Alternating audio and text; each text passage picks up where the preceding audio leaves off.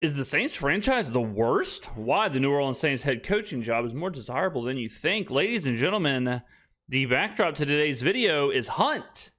Hunt Palmer, the Hunt Palmer Show on ESPN 104.5. We're going to go ahead and react to this. I can't wait to see what kind of blood pressure spike I receive during this video. But we'll go through it together. Let's go ahead and watch, huh? Let's talk a little Saints. We have talked about the Saints job being open for some time now. And yeah, all right. I understand that you've got a general manager who hasn't done a phenomenal job in the draft or with the salary cap. You've got a terrible cap situation, and you don't have quarterback squared away. I mean, I don't want to keep saying this because, I keep saying it every video and it gets people riled up and gets people all fired up and, but you could argue Mickey Loomis's 2016 draft pretty good, 2017 draft pretty good. You could argue the past draft with Halise Fuaga and Kool-Aid and Spencer Rattler. You could say that's all right. Not suggesting that the Saints job is incredibly desirable. I'm not. But I do want to go ahead and put them into the mix with all these other jobs that are going to be open. And I'm not going to sit here and tell you that it's a patch of roses that you're going to fall into somewhere else, because the jobs that are open or are going to come open come with some real complications, and that may benefit the Saints when Ben Johnson or Mike Vrabel or Bill Belichick, whoever gets into the job market and whoever the Saints want. I don't know that you're. When the hell was this video? This video is from 20 hours ago. Hunt. Hey, I know there's a June 1st cut for Bill Belichick, but hey, brother, I don't know if you noticed, but Bill Belichick's the head coach of the University of North Carolina. So, I'd probably go ahead and scratch him off your list. Way down the totem pole when I start looking at other jobs. So who's open right now? We know the Jets are open. They fired Robert Saleh. Did anyone just read that story that just came out in The Athletic? Woody Johnson's got kids running around talking about Madden ratings. Yeah, the Jets are non-desirable, I would say. There's complete dysfunction from top to bottom. They have not made the playoffs in 14 years. Aaron Rodgers looks completely washed. It's a dysfunctional organization and a team that is bad. And you've got a lot of people in league circles that are pointing to that job and are giving quotes anonymously to The Athletic saying that it's a complete disaster in New York. Are you certain that's a more desirable job than New Orleans to deal with that owner, that quarterback in that market? I'm not certain of that. The Bears are potentially going to come open. I tell you all the time, I get a lot of Bears news in my feed because I follow the Cubs. I don't think Matt Eberflus is going to make it. They've already fired their offensive coordinator, Shane Waldron. Oh, they fired Matt Eberflus. What's going on? What are we doing? Hunt, brother, delete the video. Hunt, bro, delete the video. You can delete this. You do not have to post this. ESPN 104.5, whoever the editors are, you're a minute 46 seconds into this. Delete it. Delete this part. The Matt Eberflus Bears part is not important. Put B-roll up. Delete the audio. Jesus, go to a different video. Shelve this. We are a minute 46 seconds in, and currently we've got Matt Eberflus might not make it in Chicago, and Bill Belichick might be a candidate for the New Orleans Saints. Come on, my man. Get it together. I know we're in the holidays. I know it's Christmas. I understand. Damn. Sorry, they fired him. That job is open. But the point I'm making here is that organization is in a cycle they can't get out of with general managers, head coaches, and quarterbacks. It goes back to Mark Trestman and Mitch Trubisky, and they constantly draft a quarterback, then fire a coach, then fire the general manager, and then let go of the quarterback, and then get a new coach, and they're continuously turning that over, from Trestman over to the disaster that was Eberflus, and then you've got Trubisky and Fields, and now Caleb Williams, and he's struggling in the offensive court. And the ownership group there can't figure out who's in charge.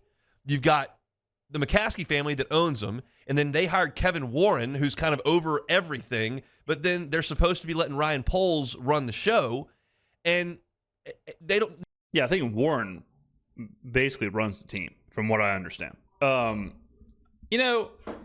I hear a lot about this, or I hear this from fans all the time, is like, why would a coach want to do that? Or why would he want to go to this team? They just had this trade, and this free agent signing was a debacle, and this coach did this. And if I was a coach, I really wouldn't care about a lot of that. Think about when Sean Payton got to New Orleans. Imagine being like, why would Sean Payton want the Saints job? Jim Haslett, and you got the Mike Ditka trade, and you got, this happens. None of that really had any bearing on Peyton. None of that has any bearing once it already happens. Whatever coach. The only thing I would worry about if I was a coach is the roster, the draft picks, the cap, and then who I'm working under, what the GM or what the owner, how involved they are, things like that. With the Jets, yes, you have a legitimate concern about the owners and how they're running the teams and some of that stuff. But when you're talking about the Bears, Eberflus and Trestman and all these other GMs that were fired and these other draft picks, and none of that really matters. At the end of the day, that I don't think that's really that big of a deal when an incoming coach is trying to gauge if he wants the job or not. Nobody knows who's in charge, and they're going over each other here, and it's a disaster. They're trying to figure out if they're getting a new stadium or not. That is a grossly incompetent organization that hasn't gotten it together in decades. I'm not suggesting that's a great landing spot either. If you feel like the Cowboys are going to come open and they've got a franchise quarterback, you really want to go in there and work for Jerry Jones? Are you sure you want to do that? And have him calling all the shots and being right over your shoulder and meeting with the media after every game and going on local radio? Are you sure that's the job you want to take? See, the Cowboys job I think is really desirable because they've been so just pathetic over the last however many decades that you come in there and win, you are a god. And Jerry Jones, there's no secret, he wants to win. He is absolutely desperate to win. So you come in there and you do a good job.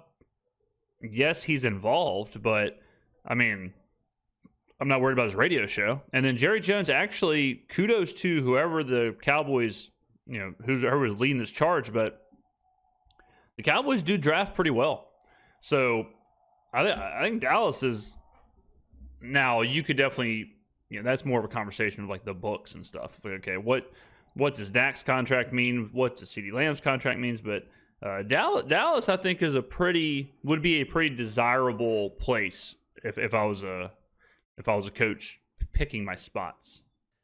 You sure you want to go to Cleveland and deal with the worst contract in the history of professional sports? You'll either have Deshaun Watson on the roster when he's incompetent and massively paid, or they cut him and have a dead money number that's astronomical. Now that's absolutely something you would factor in. When you're looking at a team and you're saddled by a horrible contract or horrible, you have no draft capital. You have you don't want to be involved in that. That for sure. That is a situation where you go into that. You gotta weigh pretty heavily. You gotta weigh heavily the Watson stuff because it has draft implications, because it has contract implications. But you don't really weigh the Rodgers situation in New York because that's probably going to be done anyways. So. But the Watson thing hanging over your head, yeah, that's ugly. Is that a great spot to be, especially in an organization that's notoriously cheap and hasn't been good ever? Is that Cleveland. An awesome place for you to go coach? Do we know that you want to go play for the Raiders with that ownership? You want to go coach that team in that market? I'm not sure. Why would you not want to go to the Why would you not want to go to the Raiders? Just because you don't like? You don't like Mark Davis's haircut? I don't know. I think sometimes these owners, they get labeled in these weird ways. I don't know if Mark Davis is the one. I don't. Is he any worse or any different or whatever than some of these other owners? At the end of the day, you kind of want your owner to just pay. You kind of want your owner to pump money into the stadium and into the team, and which obviously they have done in Las Vegas. But beyond that, like, they're a relative non-factor unless they are a like president / GM like Jerry Jones has been. That's a fantastic spot to be. They don't have quarterback figured out. Like, they're Yeah, but they have a draft pick. That's the whole point of why you'd want to coach there, is you want to coach there because they have the number 1 overall pick. So yeah, Vegas is sweet. Sweet stadium. One of the best cities in the world. Tom Brady, part owner, whatever. Starved for a winner, first overall pick. You can go get Shador. You have a franchise quarterback. Like, yeah, that's very desirable. cap space may be in a better spot than New Orleans. Are you certain you want to go coach the Giants? I feel like that's probably the best situation of the situations, because that has been a pretty competent and well-run organization with that family. But the roster's not very good, and quarterback's been a mess.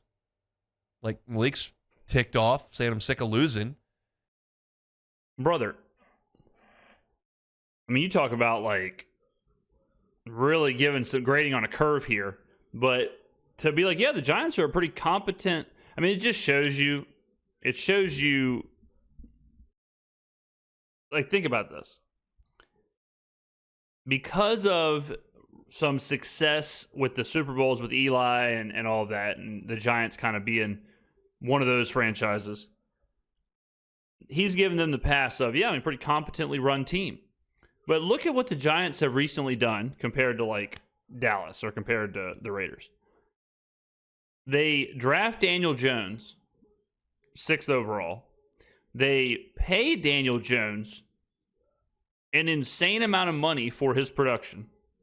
They let Saquon Barkley walk to a division rival as he enters an Offensive Player of the Year / MVP season / for a second there was about to break the single season rushing record. And that all happened like within the last 12 months. Oh, and they released Daniel Jones. So that all happens in the last. And then there's infighting with Malik Neighbors, and there's planes flying over the stadium that says, Mara, win is enough, sell the team. That's all happening in the last 12 months. And my man right here is sitting here saying, that's a pretty competently run team. I really like what's going on in New York. It's like, I don't know. The Giants seem to have done the worst out of all of these teams in the last 12 months. Like, as far as like pure incompetence, I mean, yeah, the Deshaun Watson thing hangs over Cleveland because it's probably the worst moves, deal, whatever in NFL history. But the Jets, yeah, the Jets and the Giants are the two worst as far as like pure incompetence over the last certainly 12 months compared to all the other job openings. So unreal that my man gave the pass to the Giants. And they're blaming the coach. Daboll had one good year there, and they move on from Daniel Jones, cut him. Like, I don't know what you're going to do. I mean, no job you take over is going to be perfect. Like, sometimes there are retirements, and I guess somebody's going to take over the Andy Reid Chiefs, and Mahomes may still be there, and that'd be a pretty good spot. But we spent some time suggesting that the Saints job is such a disaster to take. Yeah, Eric Bieniemy is going to take it over, right? Lols. And I start to look around Lols. the league, and I'm like, I don't know that Chicago's a lot more desirable. Like, Caleb Williams is a big talent, but how's he playing right now? There are only 32 of these gigs, so people will take all these jobs, and someone will take the Saints job. And I don't know that Ben Johnson's dying to come to New Orleans. I don't know that Mike Vrabel's dying to come to New Orleans with a team that's that far over the cap, that's got a quarterback who's on the back end of his career and an aging defense. Like, I get the issues with the Saints job, but I can point to all of these and go, you sure? Yeah, brother. They're all open for a reason. Like, all these teams are ass. That's the whole reason that they fired their coach, the whole reason that they have a job opening in the first place. The teams are horrible.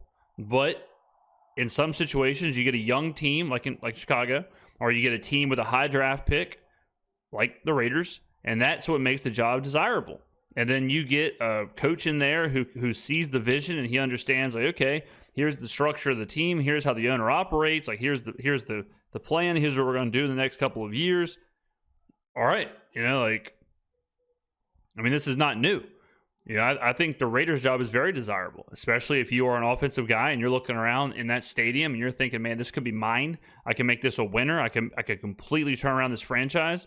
I could own this city. I'm one of the biggest media markets in the world. I could own this place.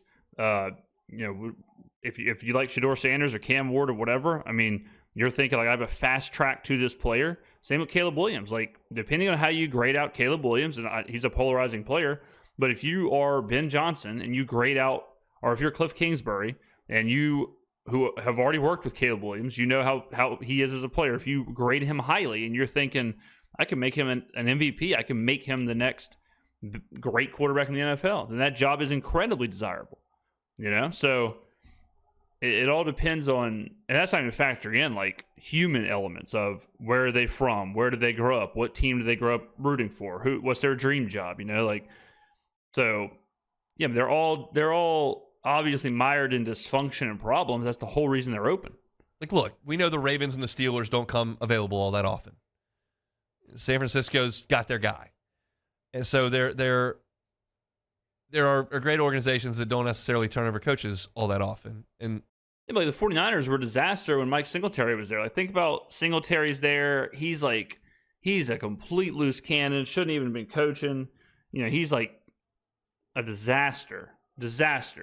And in that situation, you're not looking at the 49ers like, man, this is a premier destination here. This is a premier organization.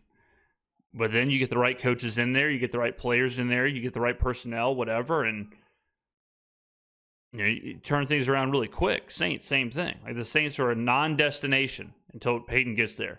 Peyton gets there, Saints are one of the 10 most winningest teams in the last 25 years. So you don't want to look too far into the past and hit these franchises because of some of the mistakes they made, when all of the jobs that are open more than likely have mistakes. And it's more about what you can do with the pieces and the clay around you, what statue you can build with that clay. How you can, like Chicago, unless Taylor gets fired, like, Chicago probably has the best roster out of all the ones he's named. Just kind of a turnkey situation where you get the right guy in there. That's a pretty solid roster. The Saints are much more of a rebuild. The Raiders are much more of a rebuild. Cowboys are a small rebuild, but they got some pieces. They're not, a million years away.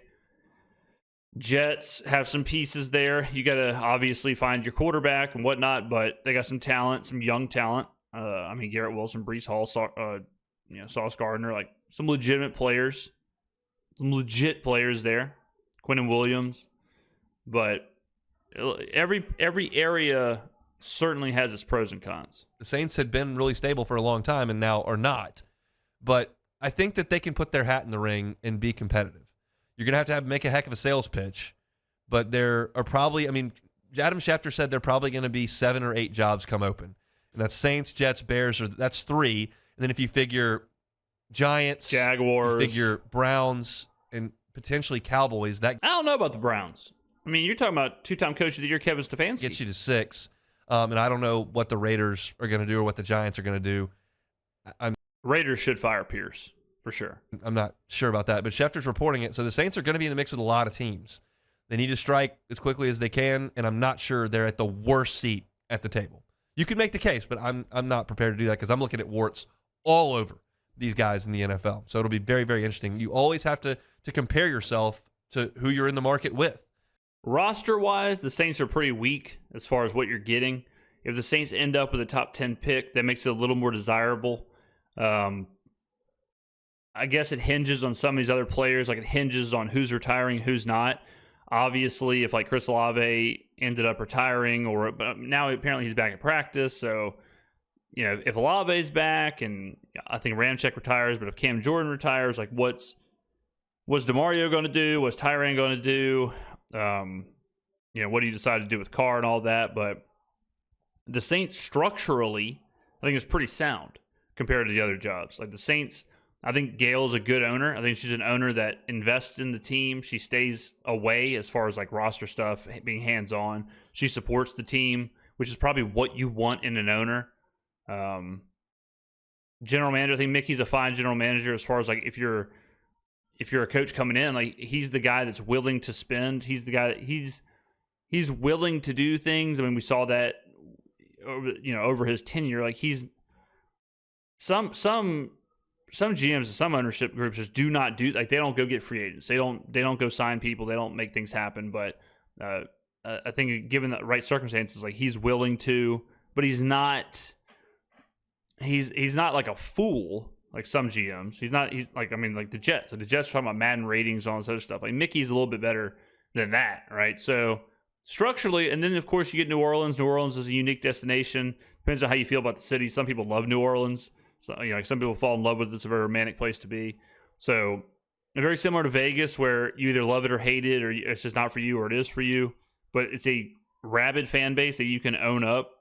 It's a Super Bowl destination as far as like just like the city and all of that. So you're in like a huge media market. Similar to Vegas. Like it's not the biggest as far as size, but it's huge as far as like the actual media market itself. And the media market's the wrong word for it, because media market factors in like how like TVs and households and stuff like that. But as far as like a media destination, like I mean the New Orleans, similar to Vegas, you're hosting Final Fours, you're hosting Sugar Bowls, you're hosting Super Bowls, national championships, WrestleManias. Like you're an enormous place to be. So the Superdome is kind of a unique place. It's a stadium that Peyton proved you can own up and you can make it something very similar like Seattle's. The Legion of Boom at time, or the 12th Man or whatever. But New Orleans is, I think, low on the totem pole when it comes to the roster. But like if we're grading on a scale of 1 to 10, 10 being the best, I would say it's like a 3 roster, but probably like a 7.58 as far as like franchise infrastructure. Because that is a big deal when you start hunting down coaches in any sport, but certainly in the National Football League. So I don't think the Saints are are significantly worse than the other teams that we're rattling off on that list. All right, if you want our Saints content, you can always find it up at YouTube, Hunt on Saints. That's also available in podcast form wherever you find your sound. And Ross Jackson's all over the Saints for LouisianaSports.net. His practice attendance report about to head up there on the site here pretty shortly. We'll see what the deal is with Alvin Kamara, what the deal is with Chris Olave, and certainly what the deal is with Derek Carr. All those guys are hopeful to return to the lineup, but have not been cleared to do so just yet. So we'll have an update on LouisianaSports.net coming up a little later. Hey, it's on. Thanks for watching Hunt. Damn, Hunt. Tough one, brother. Get you a water, get you a cup of coffee, shake it off, enjoy the holidays, come back better than ever. But Lord have mercy. All right, ladies and gentlemen, get on down in the comments below. What do you think? How desirable is New Orleans as a destination for a incoming coach? Give me them reasons why. I know a lot of people are going to say no, Saints suck, Saints this, doom and gloom, but give me the reasons. What do you think? Why? Why yes, why no?